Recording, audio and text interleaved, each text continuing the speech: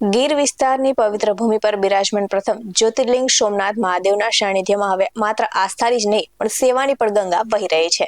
તો છેલ્લા 3 વર્ષથી સોમનાથ ટ્રસ્ટના અધ્યક્ષ અને દેશના વડાપ્રધાન નરેન્દ્ર મોદીજીના માર્ગદર્શન હેઠળ પણ ભક્તો સાથે સોમનાથના આંગણેથી ભૂખ્યો જતો નથી અને આધુનિક ટેકનોલોજી સાથે સંકળાયેલા આસ્થાના કેન્દ્ર એવા પ્રથમ જ્યોતિર્લિંગ સોમનાથ મહાદેવના દર્શને આવેલા ભક્તોએ શું કહ્યું જોઈએ આજના અહેવાલમાં. નમસ્કાર દર્શક મિત્રો, BS9 TV ન્યૂઝમાં આપની સાથે હું છું નેહા પટેલ. ભારત એ વિવિધતામાં એકતા અને આસ્થા ધરાવતો જીવંત દસ્તાવેજ છે અને ડગલે ને પગલે શ્રદ્ધાના પ્રતીક સમાન તીર્થધામો આવેલા છે. જ્યાં ક્યાંક અરખનો ઓટલો આવેલો છે તો ક્યાંક ધન ધાન્યના આખુડ દાન થાય છે અને અનેક ક્ષેત્રો દ્વારા માનવ સેવાનું કાર્ય અવિરત ચાલે છે. તો આ ભક્તિમય શૃંખલાની પ્રથમ સોપાન એટલે પ્રથમ જ્યોતિર્લિંગ સોમનાથ મહાદેવ. અને તાજેતરમાં જ દેશના વડાપ્રધાન નરેન્દ્રભાઈ મોદીએ મહાદેવના સાનિધ્યમાં શીશ ઝુકાવી નૂતન પ્રકલ્પોનું લોકાર્પણ કર્યું હતું અને સોમનાથનો ઇતિહાસ એ વિનાશ સામે સર્જનના વિજયની ગાથા છે. તો આજે સોમનાથ તીર્થમાં આધુનિક સુવિધાઓ અને આધ્યાત્મિક ચેતના સાથે વિશ્વ ફલક પર ચમકી રહ્યો છે, જ્યાં ભક્તિ સાથે સેવા અને સુવિધાનો અનોખો સંગમ જોવા મળે છે. તો સોમનાથ મહાદેવ મંદિર ખાતે દરરોજ દેશ વિદેશમાંથી હજારો શ્રદ્ધાળુઓ દર્શન માટે આવે છે અને આવા યાત્રિકોની સુવિધા માટે સોમનાથ ટ્રસ્ટ દ્વારા નિઃશુલ્ક ભોજનાલય ચલાવવામાં આવે છે, જે દરેક વ્યક્તિને સન્માન સાથે શુદ્ધ અને સાત્વિક ભોજન પ્રસાદ આપવામાં આવે છે. તો અહીં ભોજન વ્યવસ્થા એવી રીતે ગોઠવવામાં આવી છે કે હજારો ભક્તો આરામથી ભોજન લઈ શકે છે. અને આ સાથે જ ભક્તોએ જણાવ્યું છે કે આધુનિક સાધનો અને વ્યવસ્થિત રસોઈ પ્રણાલી દ્વારા દાળ, શાક, રોટલી અને મીઠાઈ જેવા ભોજન સમયસર અને તાજું પીરસવામાં આવે છે.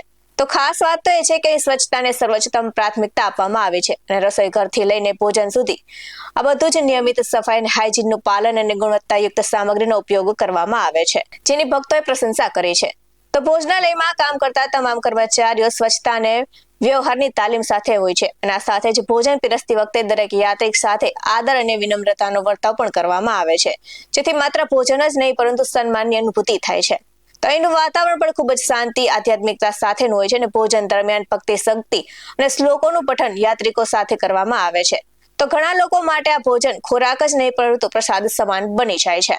તો વધતી ભીડને ધ્યાનમાં રાખીને ભોજન વ્યવસ્થા સતત સુધારવામાં આવી રહી છે અને આધુનિક રસોઈ સાધનો અને વધુ ક્ષમતા ધરાવતી સિસ્ટમ અને સુવિધાયુક્ત સેવા દ્વારા કોઈ પણ યાત્રીને લાંબી રાહ જોવી ન પડે તે માટેની ખાસ કાળજી લેવામાં આવે છે. તો અંતમાં કહી શકાય કે સોમનાથ માત્ર એક મંદિર નથી પરંતુ સેવા, સંસ્કાર અને ભક્તિનું જીવંત ઉદાહરણ છે અને અહીં મળતો પ્રસાદ અને વ્યવસ્થા દરેક શ્રદ્ધાળુના મનમાં એક અવિસ્મરણીય અનુભવ છોડી જાય છે.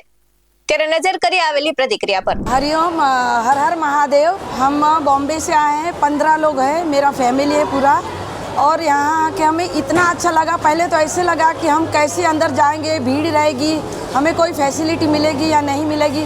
पर जैसा ही हमने गेट में एंट्री किया तो सीनियर सिटीजन के लिए कोई नहीं चल पाता है तो उसके लिए व्हील चेयर था और एक गो कार्ट भी है, उसकी भी सुविधा है. तो वो एक गो कार्ट में 8 से 10 लोग आराम से भगवान के दर्शन के लिए जा सकते हैं. और हमें इतने अच्छे से दर्शन हुआ ना, कोई भीड़ भड़कम नहीं, कोई धक्का धुक्की नहीं और एकदम हमें स्मूथली दर्शन हुआ है. और दर्शन करके हम बाहर निकले तो हमें ऐसा लगा अभी खाने का क्या करें, लेकिन हमें पता चला कि यहाँ पे निःशुल्क महाप्रसाद चालू रहता है, उसका कोई चार्ज नहीं है. लेकिन फिर हमें ऐसा लगा कि भंडारे का खाना है तो कैसा रहेगा, लेकिन यहाँ आके हमें इतना अच्छा लगा, ऐसा लगा हम किसी रेस्टोरेंट में बैठे हैं और बहुत ही फैसिलिटी मिली है और स्वच्छता भी इतना है ना. ये सब जो भी कुछ हमें मिला है वो नरेंद्र मोदी जी की वजह से ही मिला है. हम उन्हें खूब धन्यवाद देते हैं कि आज उन्हीं की वजह से हमें इतना अच्छे से दर्शन मिला है, इतना अच्छा भोजन प्रसाद मिला है. हर हर महादेव, जय सोमनाथ देव. मैं कमलेश भानुशाली और ये मेरी वाइफ है भावना भानुशाली. हम लोग बॉम्बे से आ रहे हैं, 15 लोग फैमिली के साथ आ रहे हैं. अभी मैं नवसारी रह रहा हूँ. तो सबसे पहले तो मैं सोमनाथ महादेव की जय बुलाऊंगा और आप लोगों को भी बोलना है. दर्शन किए बहुत ही बढ़िया. वहाँ पर टोटली निःशुल्क सीनियर सिटीजन के लिए गाड़ी है और जिसको भी आना है, अगर कोई हैंडीकैप्ड है उसके लिए भी गाड़ी है.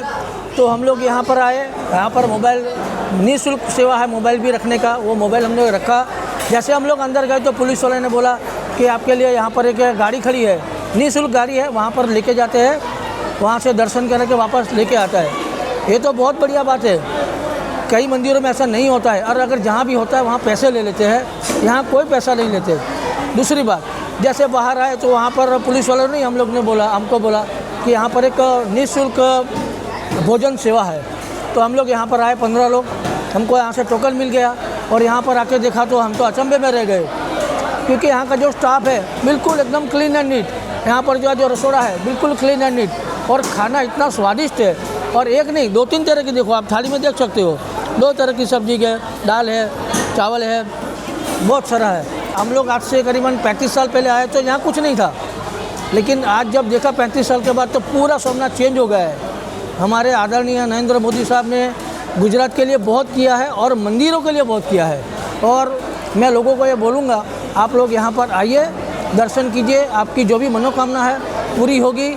मैं भी यही प्रार्थना करूँगा, सबकी मनोकामना પૂર્ણ हो। जय सोमनाथ महादेव। આવા જ વધુ અહેવાલ સાથે ફરી મળતા રહીશું। તમે અમારી યુટ્યુબ ચેનલને સબસ્ક્રાઇબ કરવાનું અને અમને ફેસબુક અને ઇન્સ્ટાગ્રામ પર ફોલો કરવાનું ભૂલશો નહીં।